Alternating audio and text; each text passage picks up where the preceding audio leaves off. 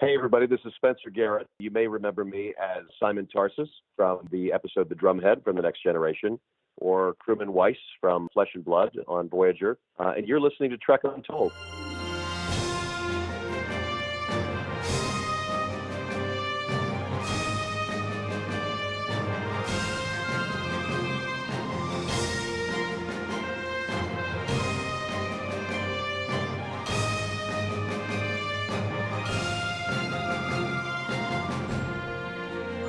Welcome back to Trek Untold, the Star Trek-inspired podcast that goes beyond the stars. I'm your host, Matthew Kaplowitz. Today's guest is probably the busiest working actor we have spoken to on this series so far, and I challenge any future guests to top this guy. Spencer Garrett is a third-generation actor who Trek fans may recall as crewman Simon Tarses from the Season 4 Next Generation episode The Drumhead, and as the Starfleet hologram Weiss from the Season 7 Voyager two-parter Flesh and Blood. Spencer has over 200 credits to his name, and that number continues to increase. You may have seen him in roles in films like Air Force One, Once Upon a Time in Hollywood, Bombshell, The Crow, Ghosts of Mississippi, George of the Jungle, Yes Man, Transformers Revenge of the Fallen, and many more, as well as countless TV show appearances including Supernatural, Family Matters, News Radio, Medium, Burn Notice, Grey's Anatomy, Without a Trace, The X-Files, Law and Order, and a whole lot more. And quite frankly, it was hard to narrow down just a few things to discuss today beyond his time serving in Starfleet. But luckily for us, Spencer is a great storyteller who is adept at weaving so much of his work into his stories today. If there's one thing I love about talking with actors, it's hearing all their tales from working in the industry, and Spencer has a few you're going to hear today which will give you some good laughs and solid info on his craft. And just a quick side note, I want to apologize in advance for the slightly tinny audio in this episode. Not sure what happened when we recorded, but it got a little funky for this one and another interview I did as well. But at this point, that's all been sorted out, and those problems shouldn't be coming up again. Before we begin this episode, I'd like to remind you to follow us on Facebook, Twitter, and Instagram at Trek Untold. One word, no spaces. You can also support our show by visiting patreon.com/TrekUntold. If you're already following us or offering your support in any way, thank you for your help. Most of all, please make sure to subscribe to this podcast and leave a rating and review wherever it is that you're listening to it. This helps more people find us and hear the show. And I'd also like to make a quick shout out to our friends at Triple Fiction Productions, who make some great 3D printed Star Trek inspired products for toys and people, but you're going to hear more about them a little bit later. Now, without further ado, let's beam up this week's guest. Computer, access interview file. Affirmative. Initiating program. Welcome back to Trek Untold, and now joining me on the other side of the line is Spencer Garrett. Spencer, how's it going today? Terrific, all things considered. Matthew, thank you. Good to be here. Now, I typically spend a few days researching as much as I can and ingesting as much as I can about the person who I'm interviewing, but when I saw your resume, I looked at it and I was like, well, it's a good thing we're on quarantine lockdown here, because I'm not going to be moving for a few days. So I got to ask you, just how many things have you been in since you started your career? Well, if you looked at my IMDb, I think it says something like 219 credits, which when I look back on my life, it's kind of hard to even fathom that, just doing the math. It's hard to imagine I've done that many things, but I guess I have. Something like 219 credits, 27 movies, and God knows, a couple of television shows, and it's been a heck of a ride. It's been a lot of fun. I like to say that Next Gen was sort of my first real job as an actor in terms of like a meaty role, in terms of a substantial meaty role, and it just so happened to be, on that iconic episode. So I really lucked out. Yeah, definitely. We're going to be talking about that iconic episode in a bit, but first I'd like to ask you the same question I ask all of our guests when they first join us for the chat, and that's, what is your earliest memory of Star Trek? Well, my earliest memory of Star Trek was growing up as a little kid. My godfather was an actor named Liam Sullivan, and he probably most famously appeared on the episode of the original series called Plato's Stepchildren. And I think his character was called Zeus. I'm not sure. He was white-haired, elegant-looking actor, and it was the episode where he's moving Kirk and Michael Dunn's character around on a chessboard. And that was my earliest memory. I remember seeing him on reruns of that episode when I was a little kid, and being fascinated by the show. I have to admit, I wasn't a Trek fan per se as a kid growing up.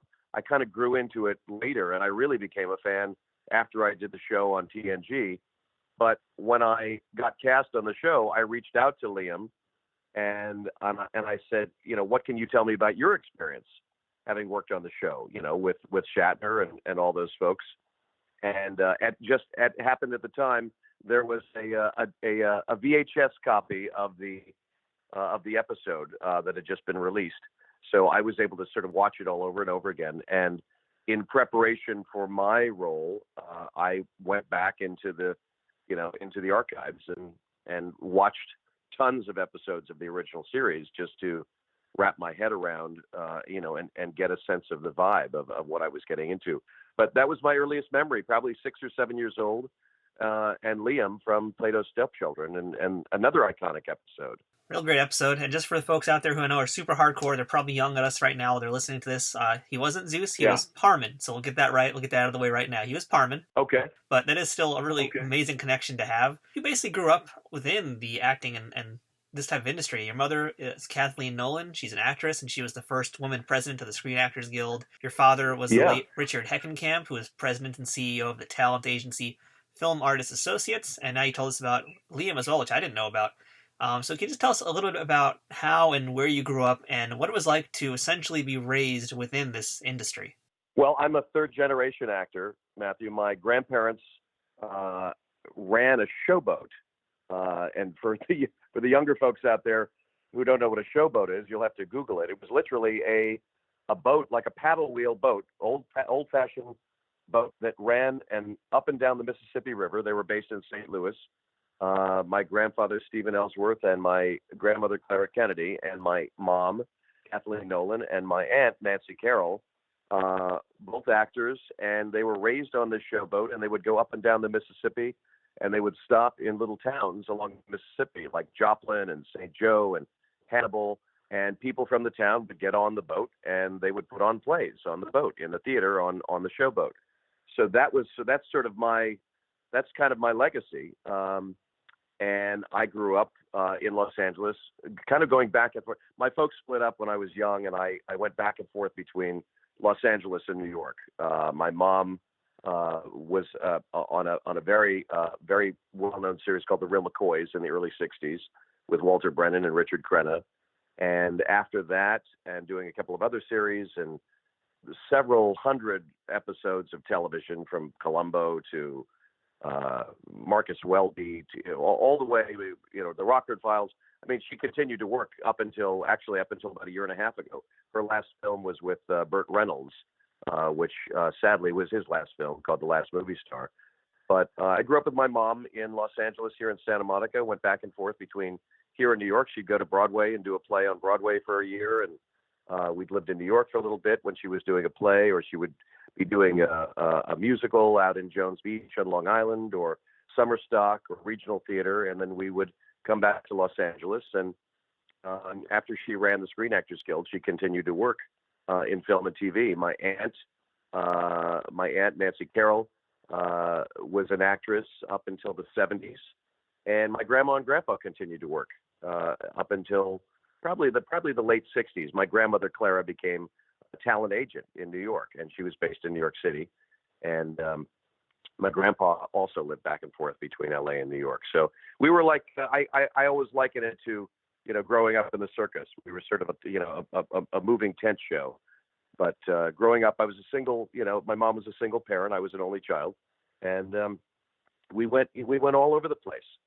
So it was a lovely childhood, and it was a fun way to grow up. I grew up on movie sets and television sets, on Bonanza and the Big Valley, and all those great television shows. Whenever my mom got a job, and I was off school, I would stay and hang out with her on the set, and wander around the back lots of Universal Studios or Warner Brothers, and the Western Town and New York Street, and that's what it was like for me growing up. It was pretty special. It was really, really unusual for a kid. And then when in 1973, my first acting job professionally, I got a little role in a movie called Limbo that she was in.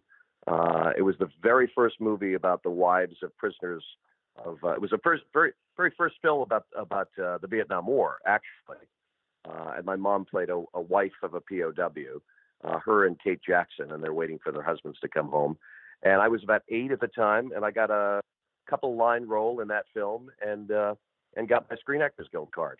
And that's kind of when I got the bug. So at this point, you're 8 years old, about 9 years old, whatever. You're getting into acting. That's your first big role, and you want to be now an actor for the rest of your life. So where did you go to study, and who did you study with? Well, I didn't know at 8. I didn't know at 8 that I wanted to be an actor for the rest of my life. I did some commercials and after-school specials and things like that. I went off to college. I went to high school in Maine and got very involved in theater. I went to a really unusual and interesting boarding school in Maine that was very performing arts oriented, and that's kind of what set me off on the path. And then when I went to college in North Carolina, I went to Duke University, did a lot of theater there. And then when I left, I moved to Washington, D.C., and actually worked as a civilian. I worked on Capitol Hill for National Public Radio, worked for NPR for 3 years, and on a dare, I went and auditioned for a play at the Folger Shakespeare Company. I think it's now called the Shakespeare Theater of Washington. And I got cast in a play, and I started doing theater around Washington, D.C. And that's when I decided, kind of at age 20, that this is what I was going to be when I grew up. So I moved to New York and I started studying. I studied at the neighborhood playhouse with Sanford Meisner, who's sort of a legendary acting teacher, and went to the Juilliard School in New York and kind of got a good foundation. And I moved out to L.A. I was cast in a pilot in 1989 that brought me from New York to Los Angeles. It was a spin-off of the old show Dynasty. It was all of the characters from Dynasty in high school. They were all young kids. All of the characters from Dynasty as high school age. It was an enormous flop, but it was enough to keep me out in L.A. and paid me enough money at the time to make me think, okay, maybe I'm going to be a struggling actor. I'd rather be sitting on the beach with a Corona in my hand than struggling in New York in the freezing cold. So I've been out here since I've been in Los Angeles since about 1990, I think. I want to take a quick step backward just because you mentioned that acting wasn't necessarily going to be what you wanted to be when you grew up. So what did little Spencer think he was going to be as he was growing up? Little Spencer thought my first aspiration, I think, was I was going to be a cartoonist. I used to doodle and draw and scribble a lot, and I had a little cartoon that I put in my elementary school paper called Little Alfie, and I wasn't very good at it, but I thought it was what I wanted to do.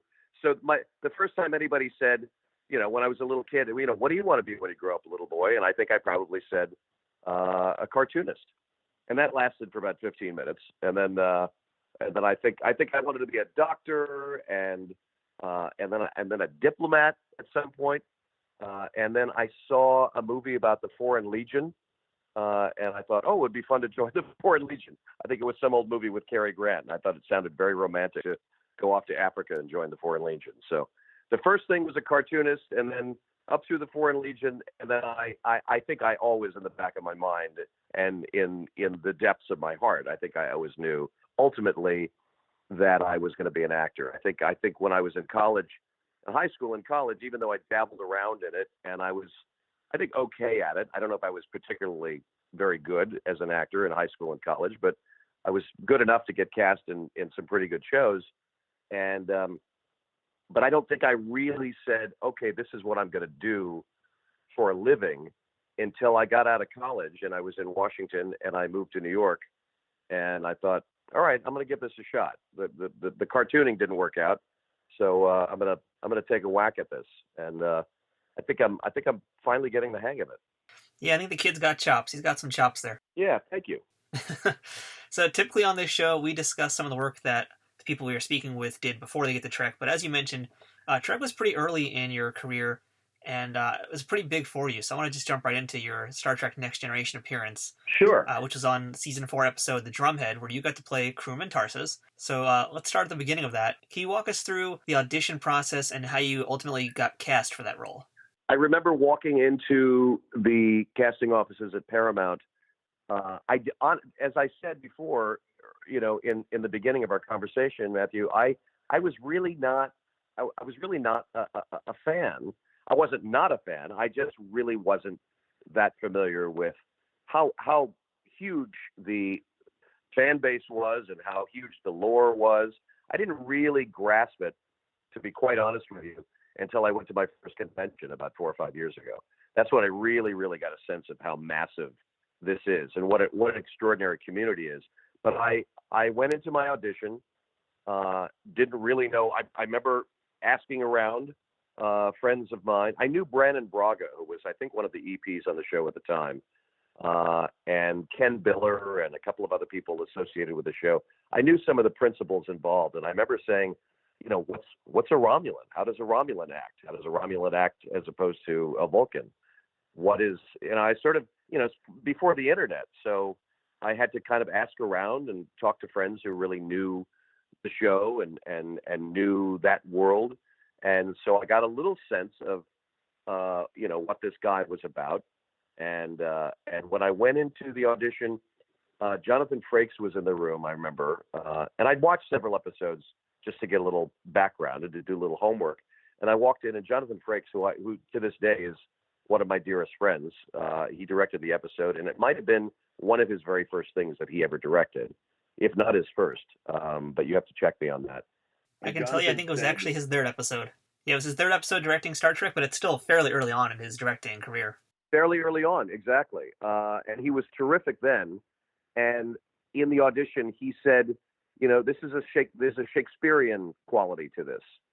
And I remember really feeling very attracted to the writing because it resonated with me, because there was a very strong, at least to my mind, there was a really strong metaphor in the story with what was going on with Crewman Tarses and the Gene Simmons character, who was, who had me up on trial.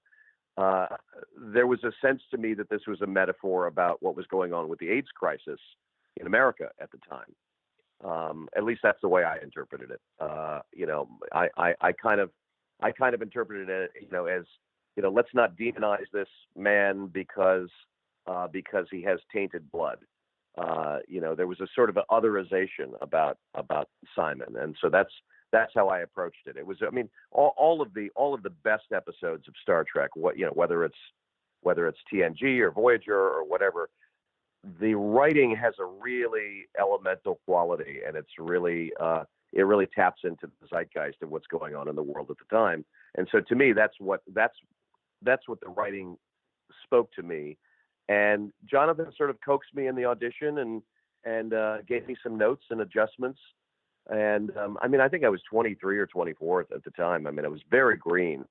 And the scene in the audition was the scene with Patrick Stewart when I'm in his cabin and I sort of break down.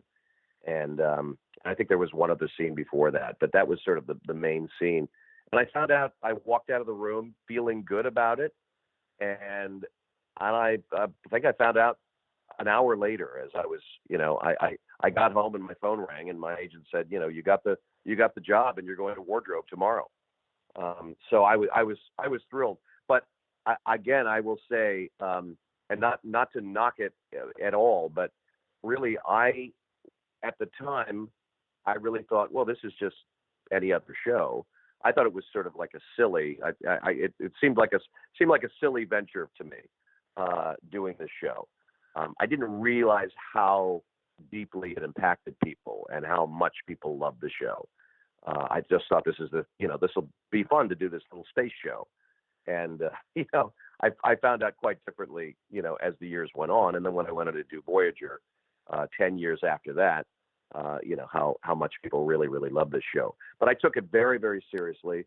Sir Patrick was just wonderful with me. He really kind of took me under his wing on the show during the course of the filming, and it just could not have been sweeter. And I tried to find my way around who this guy was, and I remember my first day on the set, and I got my call sheet, and I saw on the call sheet it said Gene Simmons. And I thought, wow, I'm going to get to meet the guy from Kiss. How cool is that?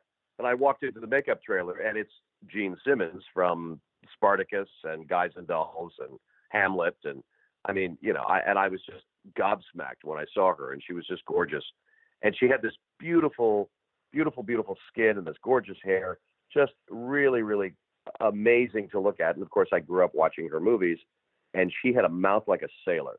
She smoked and swore like a truck driver, and I just thought, man, this is my kind of people. So we had a good time, even though she was my adversary, and my my potential executioner on the show. She was just lovely to me, and had a really good time. And then, of course, became friends with Brent Spiner, LeVar Burton, and Jonathan, and I became quite close. And it's fun to go. I've been to a couple of these conventions now, and a lot of those folks are there, and it's always fun to run into them. About the very, very first thing that I did after I wrapped the show, which is kind of funny or not, but I wrapped that episode, and in any actor's life, you think, well, I just did this terrific, huge guest star on a major show. My life is just going to skyrocket from here, and I didn't work for about a month, and I thought, okay, well, I probably have to get a job. I mean, I waited tables and tended bar in New York for 7-8 years. So I went to work at a restaurant in Silver Lake here in Los Angeles, which is sort of close to downtown. And I picked a restaurant that was the most non-show busy, farthest out of town and still being in town restaurant that you could find in LA. And my first night, I worked as a maitre d', and my first night in the restaurant, in this restaurant that I picked that I thought nobody in show business will even set foot in. And the very first night that I worked, in walks Jonathan Frakes, Brent Spiner, Whoopi Goldberg, LeVar. It was jazz night in the restaurant, and they all played in a jazz band. And they played, I think Frakes played trumpet, and Brent plays trombone, and they played in the restaurant. And they came in there every week. So and they walked in and they said, Crewman Tarses. So that's fun. I can't get away from him. I still get recognized for Simon Tarses more than any other thing in my entire career, and I adore that. Yeah, I want to go back a minute to what you were talking about earlier about the character, and I really like that parallel that you drew to the AIDS epidemic, and also just calling it very Shakespearean. That's a really good way to look at that episode as well. And I've got to say, I think that Crewman Tarses is a very complex, nuanced character, which I imagine is quite a challenge for a younger actor. And it's a role that can, I think, with just a gentle nudge in the wrong way, can either go into deep overacting, kind of get kabuki-ish, and become very melodramatic. And you kept it very realistic. So how did you approach playing this type of character?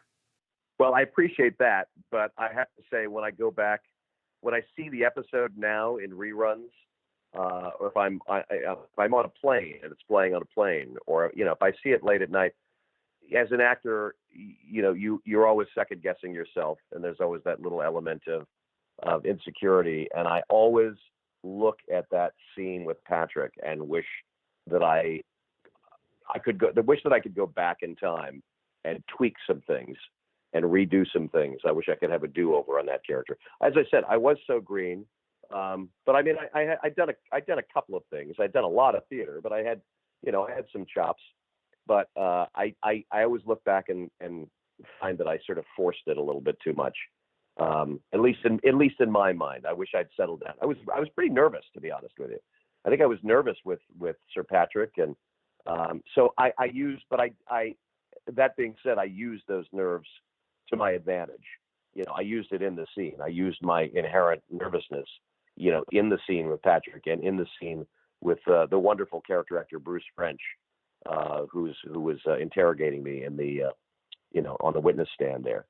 I just used my natural nerves, so I think it came across okay. I'm glad you say that it came across as natural and unforced, because my recollection of it. I mean, we're talking about, gosh, almost 30 years ago, but my recollection of it is that I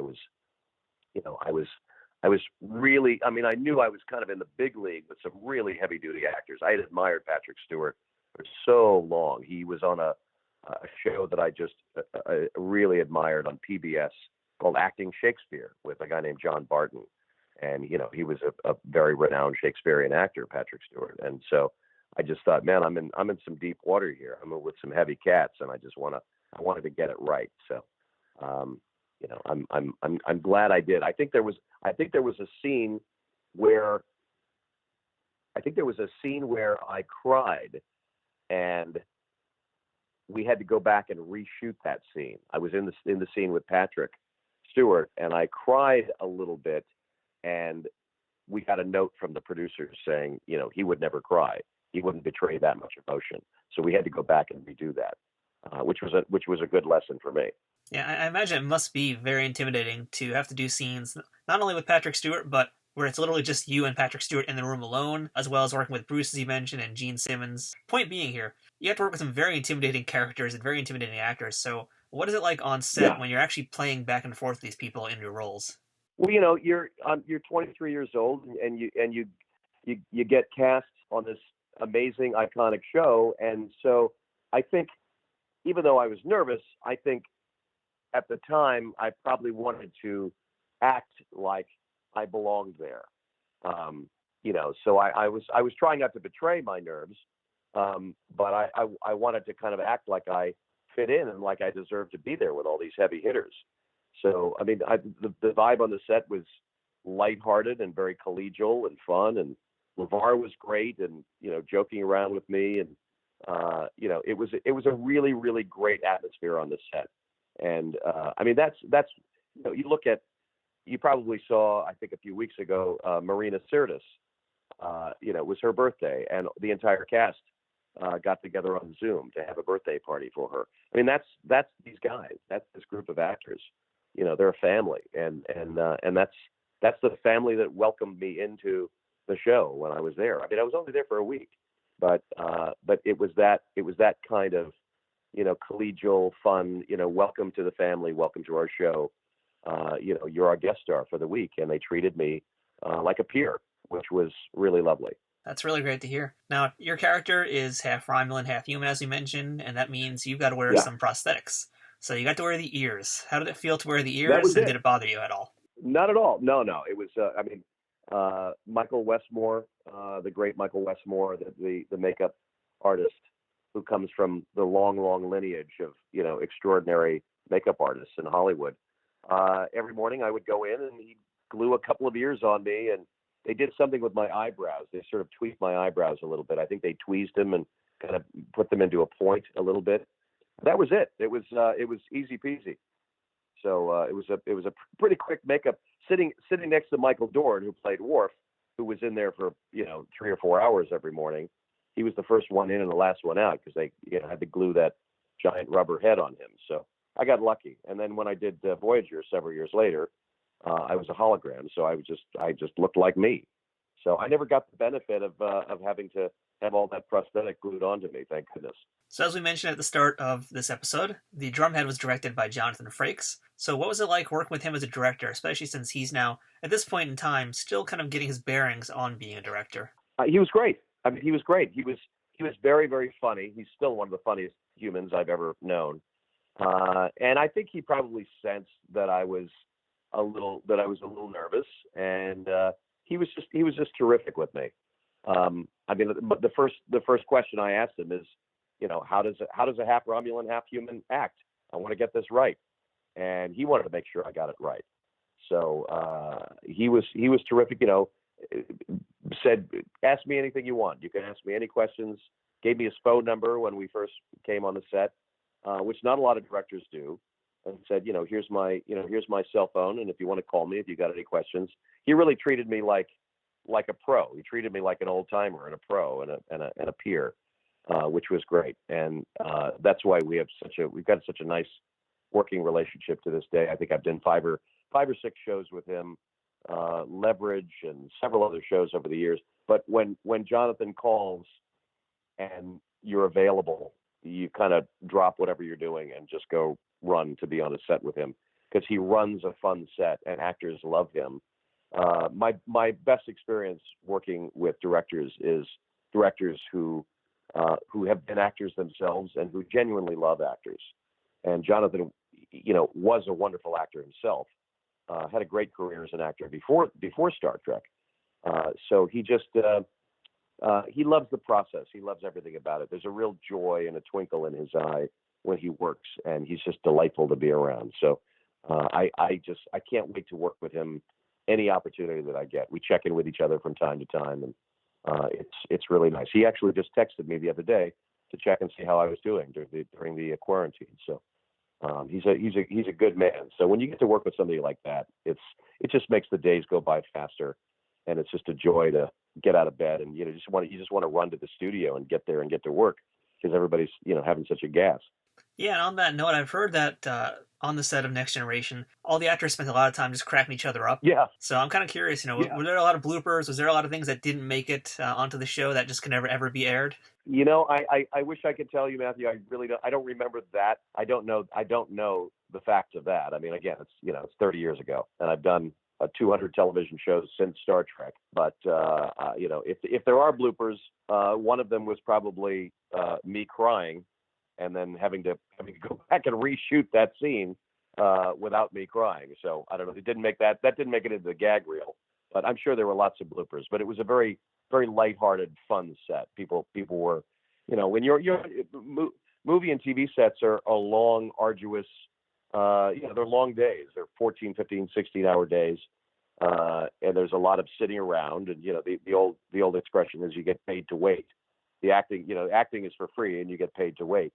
So I am the kind of actor. I've always been the kind of actor where I don't run back to my trailer and wait till the next scene. I love to stay on the set. I love to stay in my little chair with my book, and I love to just watch the action around me and watch what the directors are doing and the sound guys and kind of soak it in. Especially that young and that early in my career, I just wanted to learn as much as possible. And it served me well later for directing. So I got to absorb a lot and watch a lot. And when you watch somebody like Jonathan directing, that's somebody you want to emulate. You want to emulate how he captains a show, how he runs a show, how he talks to his actors. So that was so yeah. I'm sure there was a lot of lightheartedness and a lot of joking on the set. I had blinders on, man. I was just laser focused on doing my job and doing the best job I could. Trek Untold will return momentarily. Trek Untold is brought to you by Triple Fiction Productions. If you're a Star Trek cosplayer looking for props or toy collector looking to spice up your shelves, Triple Fiction Productions has you covered. Triple Fiction Productions produces affordable and unique 3D printed Trek-inspired products from the original series, Next Generation, Deep Space Nine, Voyager, Enterprise, and the movies. You can expect the same amount of care and attention to detail in any of the items in their catalog, whether it's a prop replica for use in a fan film, or part of a cosplay, or accessories and playsets for figures from Playmates, Migos, or Diamond Select. Own your very own tricorder or phaser rifle with working lights, the bridge of the Enterprise E for your Playmates figures, or any other item from countless species and ships from the Star Trek universe. All products are 3D printed in the USA and are constantly evolving and improving based on fan feedback. To learn more about their products, visit them at triple-fictionproductions.net or on Facebook at facebook.com/triplefictionproductions. Triple Fiction Productions, taking Star Trek where no 3D printer has gone before.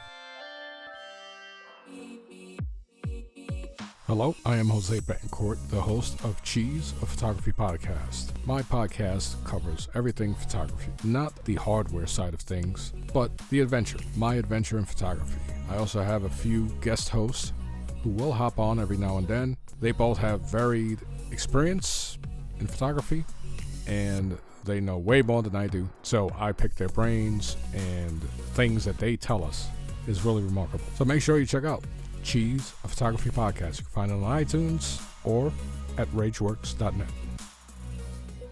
We now return to Trek Untold. So Spencer, after this appearance on Star Trek Next Generation, your career does pick up pretty hard and fast because you've been in, again, as we said and we'll say again and again, so many things. So from there you've been in Dr. Quinn, The Crow, University Hospital, Reasonable Doubts, another Mark Harmon show, Jag. But the one I want to talk about right now is when you were in Air Force One, where you got to play alongside Harrison Ford, Glenn Close, Gary Oldman. That must have been a thrill if you'd work on that movie. That was what I consider kind of my first movie. Mark Harmon wasn't in Jag, by the way. Actually, that was David James Elliott. But it was a Don Belisario show. And Don Belisario created NCIS, so maybe that's what you're thinking yeah. about. There's a lot of things in your resume. It's easy to get confused. Yeah, no, I know it's a lot. I mean, you mentioned University Hospital. I mean, I don't even remember doing that. I remember being in Vancouver, and I was in Vancouver to do that job. And while I was there, I ended up getting offered 3 other jobs in Vancouver that were shooting in Vancouver.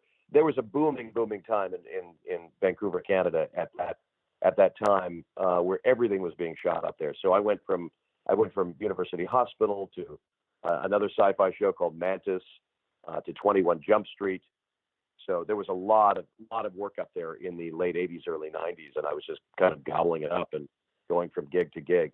And my first kind of regular gig was a wonderful show called Reasonable Doubts. That was with Mark Harmon and Marlee Matlin, and that's kind of what kind of put me on the TV map, I suppose. That was the first kind of regular job that I had. I was recurring, but I did several episodes of that show, and that kind of made me feel like a series regular. And from that, it was just that I think the next terrific job after that was a film called Stars Fell on Henrietta with Robert Duvall, who is probably my greatest acting idol. That's what I consider my first movie. That was directed by James Keach, the actor-director James Keach, who at the time was married to Jane Seymour. And when I finished the episode of Dr. Quinn, Medicine Woman, James Keach said, "Hey, I'm doing this movie with Bobby Duvall. We're shooting it in Texas. It's 1930s Dust Bowl. There's a great little part for you in it. Are you available in a couple of months?" And I said, "Let me check my schedule." Yeah, I'm available to do, to act opposite Robert Duvall. So a couple of months later, I found myself in Texas with Robert Duvall driving down dusty Texas roads in a car with my acting hero. So the movie didn't do much. It was Robert Duvall and Aidan Quinn and Billy Bob Thornton and Francis Fisher and Brian Dennehy, the late great Brian Dennehy, was extraordinary. It's an incredible cast. And then not too long after that, Air Force One came along, and that's kind of when I felt like I got invited to sit at the grown-up table and be with Glenn Close and Harrison Ford, and that was just that I still pinch myself that I got that job. It's also just it plays everywhere, somewhere, sometime during the day, and it's kind of like the gift that keeps on giving. So that was a real joy to be a part of that film, and I'm really, really lucky. In fact, my friend Clyde Kuzatsu, who was also on Star Trek, wonderful character actor, and he was recalling today on Instagram, he was talking about having done In the Line of Fire with Wolfgang Peterson, and Wolfgang didn't cast his actors by audition. You went and met him. He looked at your demo reel, your highlight reel of scenes, and then he would bring you to the set or to his office, and he would just sit down and meet with you. And so that was my experience. He had seen my tape, and I went and met with him, and he said, "So you want to be in this picture?" And I said, "You bet." And he said, "Do you have the next 5 months free?" And I said, "Twist my arm. I will. I think I can make myself available to be in a movie with Glenn Close and Harrison Ford." So that was a great experience. That was 1994. I think we started shooting that, and then from that, just this roller coaster ride of great jobs, not so great jobs, memorable roles, not memorable roles. It's the actor's life is a mixed bag, and sometimes you strike pay dirt, and so really having my first big movie right out of the box with something like Air Force One, I really got lucky. Just to name a few things that our listeners might recognize that you've been in. You've been on things like The X-Files, Touched by an Angel, News Radio, Columbo, The Good Doctor, Magicians, Lethal Weapon the Series, Grey's Anatomy, Insecure, Bosch, Satisfaction, Legend of Korra, shout out to Korra, Castle, NCIS, like we mentioned, so many things. And you've worked with a lot of heavy hitters, like we just mentioned, Robert Duvall, Harrison Ford, Glenn Close. So working on all these different shows, has there been like one lesson that you've learned that's really stood out to you that you've held on to throughout your career? A lot of lessons. I'm still learning the lessons, Matthew. I mean, I'm still I'm still, in the thick of it now, and in a really good kind of sweet spot. It's funny when I got into my late 40s, early 50s, there was, there's always like little lulls and peaks and valleys. But when I got into my late 40s, early 50s, I kind of hit another level, I suppose. And I guess if there's any lesson that I can say I've learned, it's to not take anything for granted. It's a really, really hard business, and it's a hard business to stay afloat in, and to stay excited about being in. I happen to be sort of a rare breed where I get excited every time I get a job, no matter what it is. When I got cast in Mad Men, I was just over the moon, like it was my very first job. The very first thing I got cast in was, I think it was 21 Jump Street, and in Star Trek TNG not long after. And every time I got those jobs, I was just over the moon. I thought, my God, you go in and you see 25 guys in the waiting room waiting to read for your part, and then you get the gig and you just feel like you won the lottery. So I still feel that way every time I get cast in a show. I just feel like I'm just a really, really lucky man. Like I said, Mad Men was 7 or 8 years ago now, and I remember when I got cast, I thought, gosh, they picked me. What did I do to deserve to get so lucky?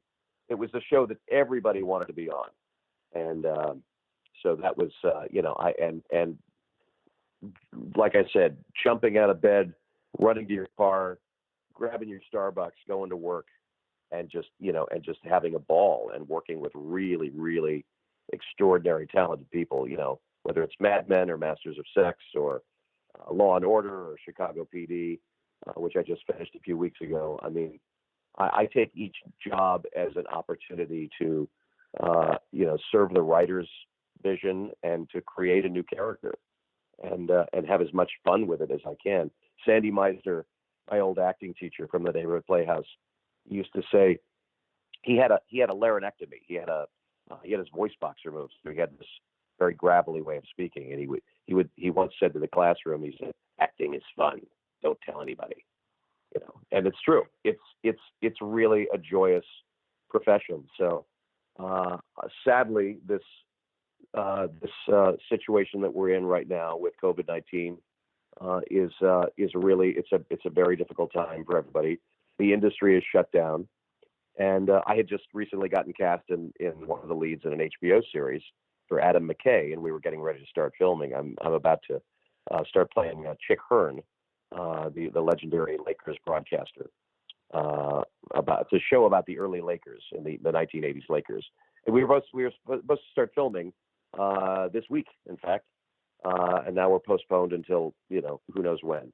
But it's an amazing cast of actors. It's me and John C. Reilly and Jason Clarke, wonderful Australian actor that I did Public Enemies with for Michael Mann. And that's another example. Michael Mann.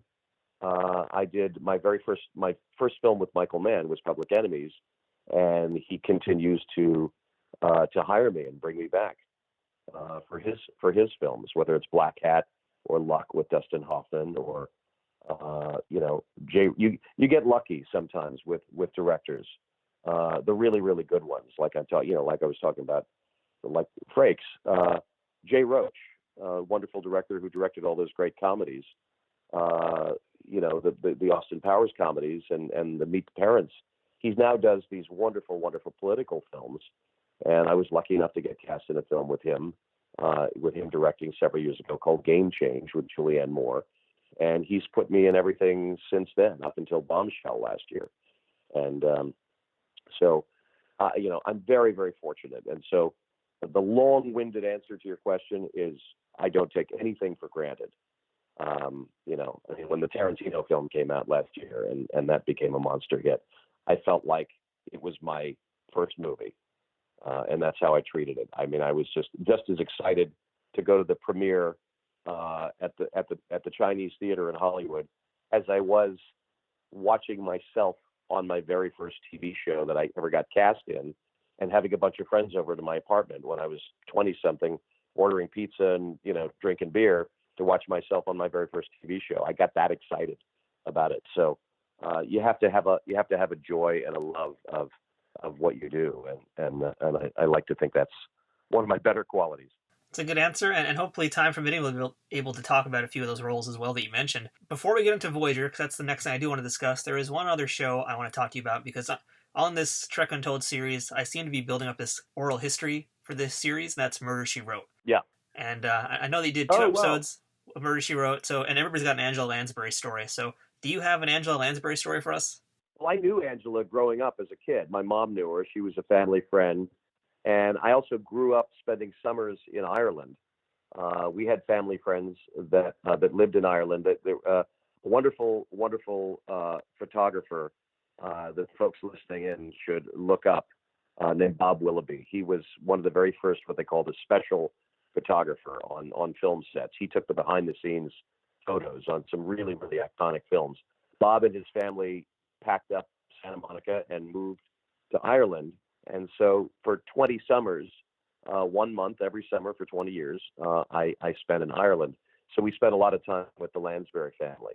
So I knew Angela as a kid, and she's just the warmest, loveliest, most extraordinary woman, I had really ever met, and continues to be to this day. I think she's 91, and she's still working, and working and really great at it too. I mean, she's just indefatigable and amazing.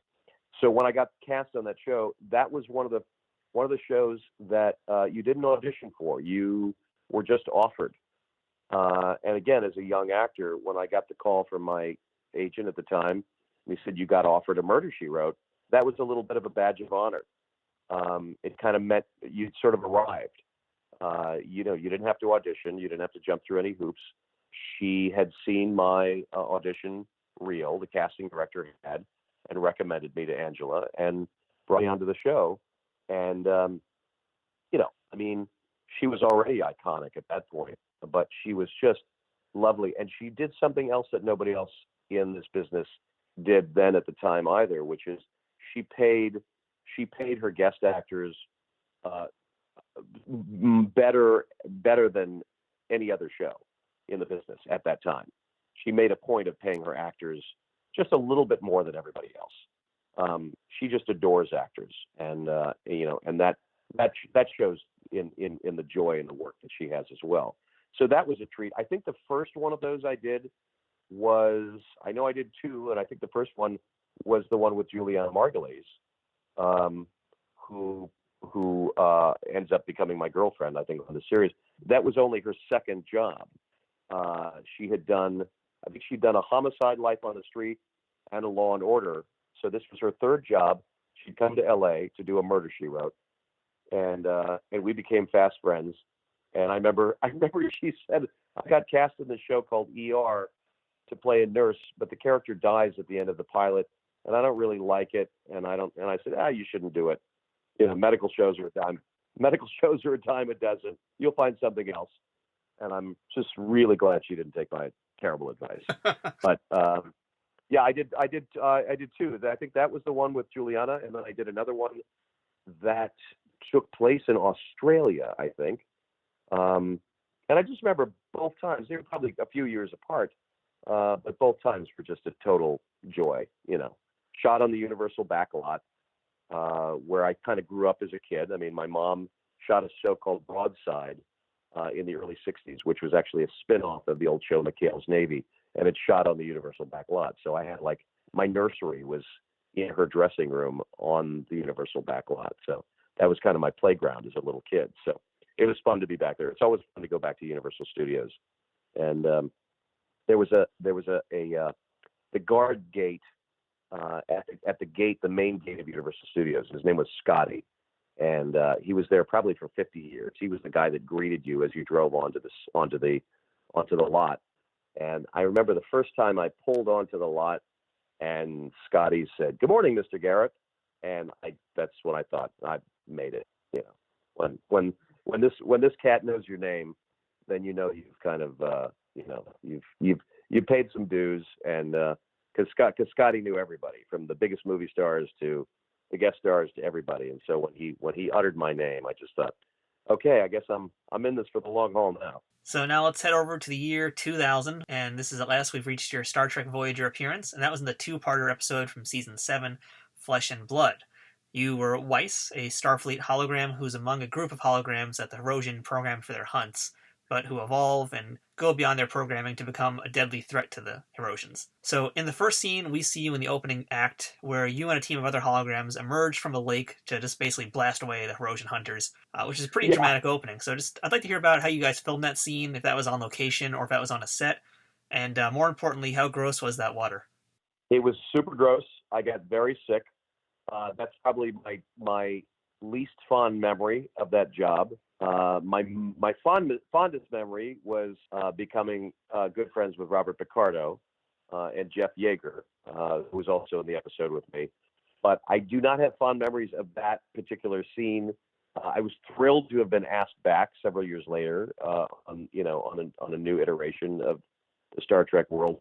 But we shot that, I think, on the Warner Brothers back lot, and there's a lake at Warner Brothers, and I just remember it being green and murky and scummy and freezing cold, and we popped up and down and up and down and in and out of that water for several hours. And of course, you start your days on a TV set or a film set at 5:30, 6 o'clock in the morning. So that was the first thing we did. So go through hair and makeup, 6:30, 7 o'clock. It's 7 o'clock, 7:15 in the morning. And, first thing you do is you're in this freezing cold lake. And, I remember thinking how cool this is going to look as I'm popping up out of the water with my laser gun. And after having done it 25 times and really kind of an unpleasant experience, and then going home and getting terribly ill for the next several days. I caught a very bad cold. And so that sort of colored my, I was thrilled to the gig and thrilled to be working with old friends again. But that was a real bummer to get so sick. So I didn't complain, but I think people ask me about that show, and that's the first thing I remember is as soon as we wrapped, I went home and stayed in bed for about a week. Now, this episode is filled with characters wearing prosthetics. There's all sorts of aliens who are playing various holograms here. So I imagine it must have just been very crazy. Well, obviously not only during catering, but let alone having enough makeup chairs to sit in. But it must have been just a really kind of very busy set. How would you describe the set, and how would you say it compared to your time working on Next Generation? Definitely chaotic, as you said. A lot of my memory of it is a lot of rubberheads walking around, and I remember sitting in between shots outside the soundstage and seeing a lot of the background actors that were in full prosthetic, smoking. Just really weird to see, a Ferengi with a Marlboro Light in his hand. So that was a very surreal experience, because I hadn't really been around, other than working on TNG and working with Worf. There really weren't that many, sort of alien characters, around me. And so on that episode of Voyager, there were a lot of them. They were on the ship that I was a part of, and that was really cool. My friend Paul Eckstein, I remember, was one of them, and he asked to be we call him a rubberhead. So he asked for that, and I think he probably to this day still regrets it, because you're stuck in this thing for 14 hours a day.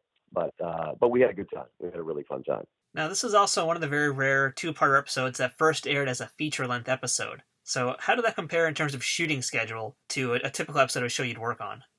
It was exactly the same. I mean, the hours were the same. We shot the two episodes back to back. I think it was David Livingston was one of the directors, and Ken Biller. And we shot them one right after the other. In some cases, we block shot, where you shoot one episode from one show and another episode, another scene from a subsequent episode at the same time. So you use that same location. So it gets a little confusing in the time-space continuum. But the hours are the same, and the hours are still 14, 15-hour days.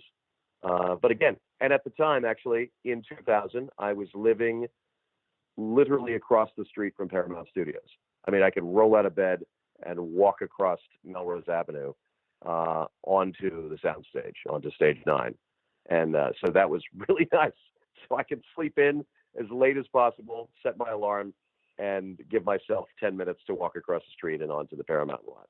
So that was always my dream, is to live close enough to Paramount so that I could get a series at Paramount and just walk to work. As it turns out, that was the only job in the 15 years that I lived in that house that I did at Paramount. Everything else was either in Vancouver or New York or Toronto or someplace else. That was the only job I did at Paramount in those years, oddly enough. Now I work there all the time, but just not when I lived across the street. Well, I hope back then you were able to at least like sneak into some studios backstage and get yourself some free lunch or something every now and then. Oh, all the time. I'm an actor, remember. I mean, with them, we live for free lunch. So most of your scenes are on board the holograms vessel, where you were playing alongside Robert Picardo, as we mentioned, as the EMH, and Eden, who was played by Jeff Yagher. So tell us about working with those guys. Great guys. I knew Jeff a little bit. I knew his career from V and a lot of other work. We became very fast friends, and are to this day. Jeff is. I remember when we met, and I went up to his house to visit he and his wife, and he's an extraordinary model maker. I don't know if you know this about him, but he's an incredible maker of monster models like Frankenstein and Dracula, and he's a sculptor. He sculpts these things out of clay, and he's just an exquisite sculptor. His brother is also a great makeup artist and makes creatures for film and television. And so that was just great getting to be friends with him and seeing his world. We've done a couple of conventions together as well. But I remember just instantly liking Jeff, instantly having a gas with him.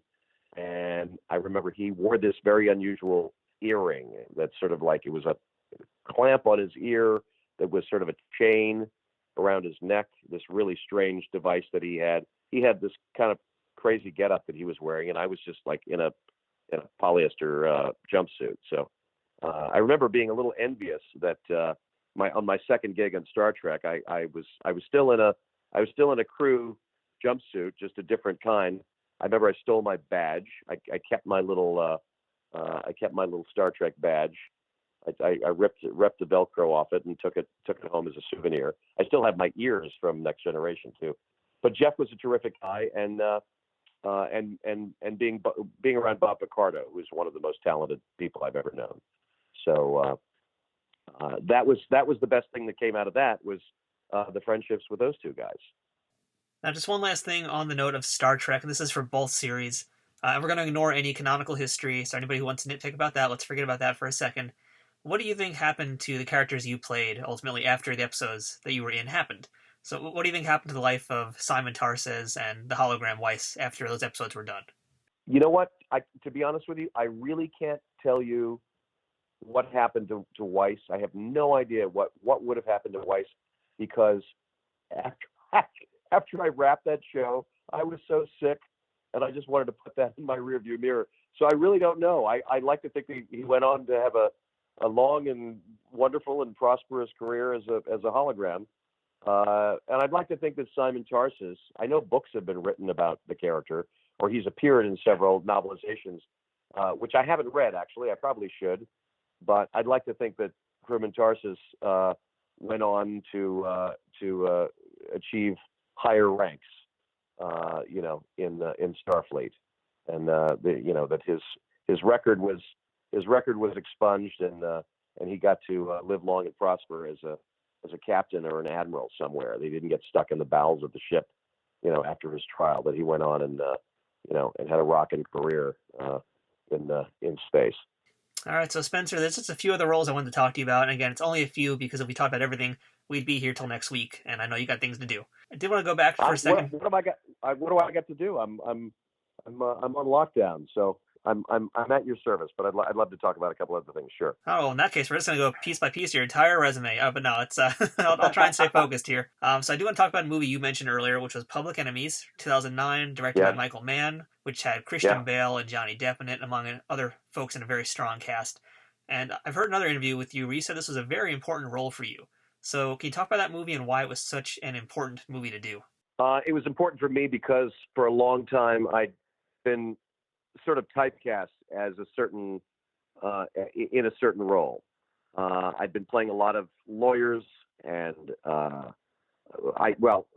for lack of a better term, I used to call them pricks in suits. I played a lot of lawyers and congressmen and senators, and a lot of the kind of the same type of character.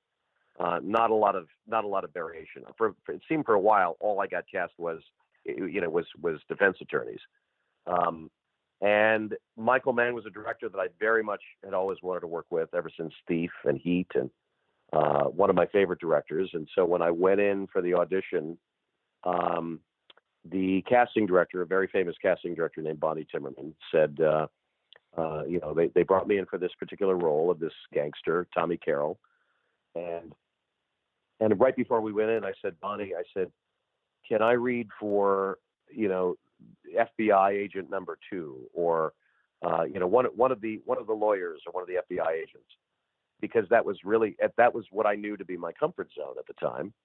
And Bonnie said, Spencer, I've been a fan of yours for a long time. I know your work, and I know you tend to play a lot of the same guys. You've been stuck on this hamster wheel of guys in suits.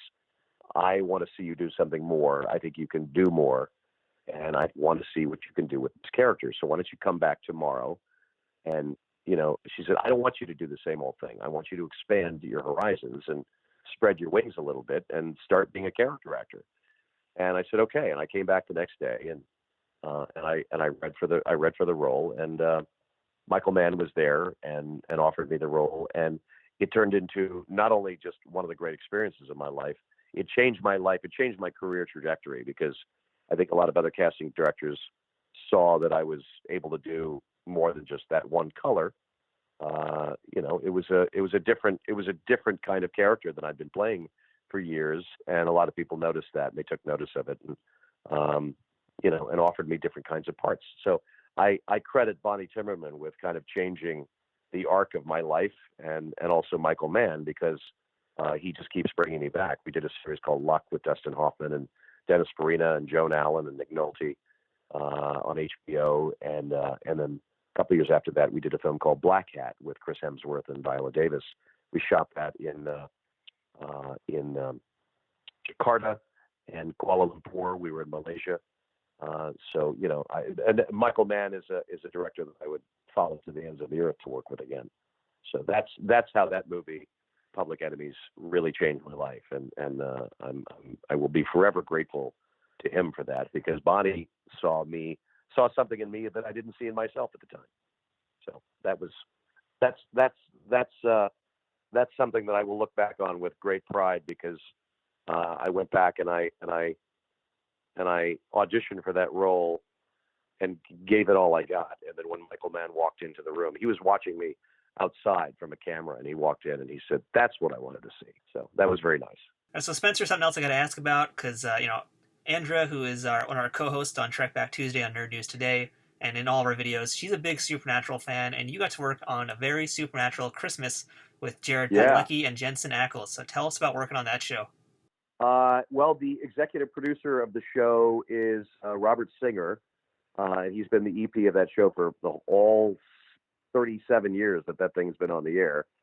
He was the executive producer of Reasonable Doubts, the show we talked about earlier, thing I did with Mark Harmon, one of my first shows. So I went into audition for him, and he knew me and I knew him, and I just loved that character. It was just such a delicious character. He was sort of like an evil Bing Crosby with the pipe and the sweater and all that. And so I was thrilled to get the job. And again, you go and you audition on a Tuesday, and you're on a plane on Thursday, and in Vancouver at a fitting on Friday, and you're shooting on Monday. And we were up there. It was freezing cold. Wonderful, wonderful actress named Marilyn Gann that played my wife. And I didn't know the guys before, either of them. I'd never met Jared or Jensen. And I remember vividly the scene where I get impaled with the Christmas tree, and the Christmas tree goes through my body, and they designed this thing where the branches of the tree are sticking out of my stomach, and they had this thing where the tree was on a wooden plate, and it was strapped around my chest, going through my shirt, and I had all the blood around it, and I had to stay like that for 16 hours. Like, we shot that scene, my death scene, in one day, and I had this tree sticking out of my chest, and I couldn't really take it off. I couldn't go back to my trailer and unstrap it and take a nap. I was walking around for 16 hours with a tree sticking out of my chest, and that's when I just thought, man, this is a weird business. What a strange life this is. But I wouldn't trade it for the world. That was a lot of fun, and those guys were great. And again, I got to be part of an iconic episode. I mean, people just loved that episode of the show, and I had not seen the show, didn't know about it, and I'm sure glad I did it. It's a great character, delicious, fun, evil, wicked character to play. Just a lot of fun. And we had a good time with those two guys too.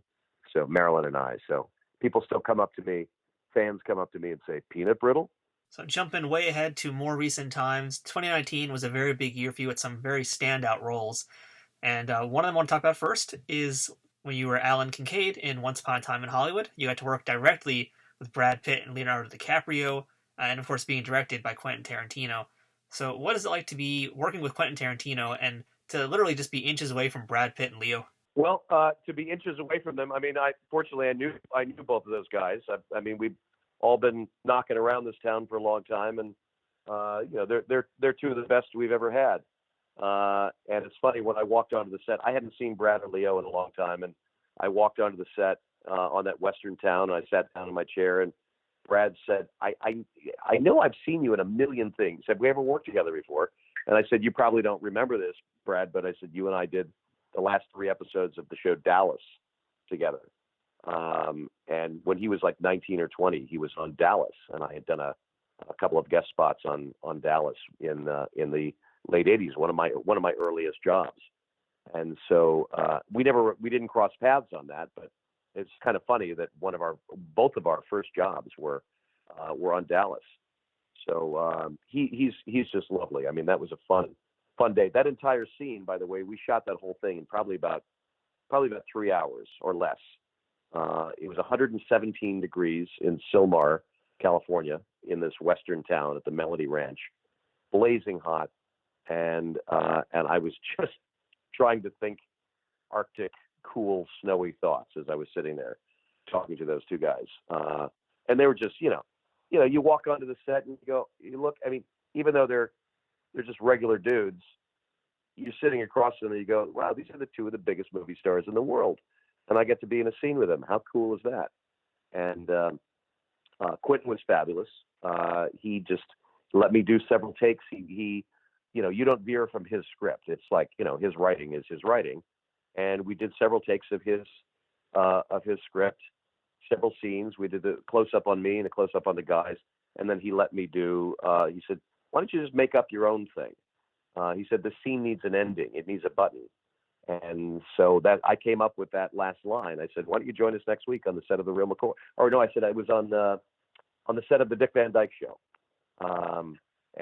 So the little tagline was, I just made that up on the spot, and they kept it in the film. So that was pretty neat. And so another role again that same year was in Bombshell, where you played Sean Hannity. And I got to say, just talking to you now this whole time, it's like I can totally hear it in your voice naturally. It's kind of crazy. What is it like for you playing a real-life person, especially in this case, someone like Sean Hannity? And also, I just wanted to ask you what it's like to work with Charlize Theron. Well, I've played a lot of real-life guys, oddly enough. I mean, all in the last several years, too. I remember, like, the first real-life guy I remember playing, I played Tom DeLay in a movie called Casino Jack, the Congressman Tom DeLay, and I played Bob Woodward in Jason Reitman's film The Front Runner with Hugh Jackman a couple of years ago. I played Eugene McCarthy, the villainous Eugene McCarthy on the show called Timeless. I seem to get cast as these real life guys. I mean, Chick Hearn, the HBO show coming up. It's kind of fun because you get to, do a lot of research and figure out how they walk and talk and sound. Hannity is somebody I can't say that I'm particularly a fan of. But you can't go in with any judgment. I mean, you have to go in and play him as him. So I find him a little bit of a cartoon character to begin with. So just the way he looks and sounds and his hair and all that, and they nailed that to a T. Annie Morgan, who did the hair and makeup, who won the Oscar for it, she put that wig on me with that strange part that he has, and So I just tried to capture. I watched more hours of Fox TV than I ever care to remember. To try to get his look and sound and feel. And there were many more scenes in the film that ended up in the film, but ended up being in a couple of scenes in it. But it was still a treat to be with. And Charlize is just extraordinary. She's extraordinary in the movie. And I'd met her several times over the years, and I'd met her on set before we started filming at the hair and makeup test, and we had a couple of rehearsals, and she was just her. She looked like her. And a couple of days later, I'm on the set, and she was in full Megyn Kelly, makeup with the. She had a little bit of prosthetics and contacts and the hair and the whole thing. And I walked up to Jay Roach and I started talking to Jay, and there's this beautiful, tall, statuesque blonde woman standing next to Jay. I hadn't seen Charlize in her Megyn Kelly makeup. And I'm talking to Jay, and talking to Jay. And he said, Spencer, don't you want to say hi to Charlize? And I said, oh my God. And she was standing right next to him. That it was Megyn Kelly. I mean, she was Megyn Kelly. I didn't realize that was her. So she was just unbelievable. She's just an incredible artist. So Spencer, as we come now to the end of this interview, you already alluded to a little bit of some other work that you got coming up soon. But you being Spencer Garrett, you're working on probably 300 things at once besides that. So what else are you working on these days, either in the industry or just for yourself, for your own fun? Well, right now, for all of you listeners that are cooped up in your houses, we put out a Zoom TV series that actually debuted yesterday. It's called Quarantine. It's on YouTube right now. It's about a bunch of out of work soap opera actors from a fictitious show called Chino Hills. And I just grabbed a bunch of friends and I said, let's put on this show. Everybody's Zooming. We're having Zoom karaoke and Zoom cocktail parties, and I'm having a Zoom dinner party tonight with a bunch of friends of mine. We have, for the last 2 years, we call ourselves the CADS, the Character Actors Dining Society, and it's me, Lawrence Fishburne, Jason Alexander, Eric McCormick, Kevin Pollak, LeVar Burton is part of it, Alfred Molina, and we have dinner once a month in a restaurant here in LA. But since we can't do that, we do it over Zoom. And so I came up with this idea of let's do a series where a bunch of actors, because all the actors are out of work right now, it's basically a soap opera within a soap opera. So it debuted yesterday on YouTube, and we are doing it all for free. Nobody's getting paid. We're doing it to raise money for the Screen Actors Guild Foundation COVID Relief Fund. And we're just having a blast. And we've raised a ton of money already in the last day. The second episode aired today. It's called Quarantine, the series. And you can find it up on YouTube at Quarantine, the series, to subscribe to it. So that's what I'm doing now. Got a great podcast out there called America 2.0 with Kate Walsh and Patrick Adams from Suits and Lawrence Fishburne and Steven Weber. And got a movie in the can called Blonde with that Andrew Dominic directed. Great director Andrew Dominic, who did Killing Them Softly with Brad Pitt and the assassination of Jesse James. It's called Blonde. It's about Marilyn Monroe, and it stars Ana de Armas, the great actress who was in Knives Out last year. So got a couple things popping, but I'm really, really excited about the Zoom series Quarantine, because it's to raise money for actors. And we are dropping a new episode every day until the quarantine ends. And, hopefully we're going to put out about 30 or 40 episodes. Hopefully not that many. Hopefully it'll end sooner than that. But right now we're having a blast and the actors are having a good time. And I've never met, there's several of the actors that I've never even met before. So we are hoping to all have a big party at my house when this thing is over so we can all meet each other. But we've all gotten to know each other on Zoom, and we record these episodes that are funny and poignant and stupid and dramatic. And, this one is sleeping with that one. And it's a soap opera behind the scenes of a soap opera. So it's a lot of fun. So we're doing that. And I'm just promoting the America 2.0 podcast. We became the number one podcast in the country. And I think we just hit, we're number 3 in the UK, Australia, France, and Ireland. And number 2 in Canada. So pretty cool. It's called America 2.0, and you can find it on any podcast platform, on Apple Podcast or Stitcher, Spotify, iTunes. So trying to stay busy, man. Yeah, sounds like it. And of course, we're going to have links below in the description for this episode so you guys know where to find all this cool stuff. Oh, fabulous. Last question here for you, Spencer. What is the best thing about being part of the Star Trek universe? Boy, the fans. There's an extraordinary sense of community. I really felt that really profoundly when people came up to me at my first convention 4 years ago, and I'd been wanting to do them for years. I don't know why I didn't do them sooner. And I went to the first one in Vegas, and it was the TNG 30th anniversary. And people came up to me and they said, "Where have you been? Why haven't you been here before? We've been waiting for you to be here." And I had no idea. I mean, they were lined up, and it was just lovely. And they had stories, and so many of them said that Drumhead was their favorite episode. I had no idea. So the fans are really the engine behind this whole enterprise. No pun intended. But I mean, it's been an extraordinary. And you think about all the actors. I mean, Robbie McNeil on Voyager and Kate Mulgrew, all these amazing actors. I mean, it takes a village to make a TV show, but it takes really fantastic actors to make these great television shows as well, and great writing, and great photography. But really, at the end of the day, it's the fans that keep these shows afloat. And to see a Picard show after all these years, Patrick in his 70s, and it's a monster hit. So that's really heartening. And, I know he loves the fans, and we all do. So I'm really proud to be a part of the Star Trek world. All right, perfect. There's a lot to cover, but there's so much to talk about. So I really do appreciate your time, and thank you so much for being part of Trek Untold today. It was a lot of fun, Matthew. Thank you so much. I'll talk to you soon. Stay safe and stay well. So that was our chat today with Spencer Garrett, and you could really hear what I mean about his ability to tell stories.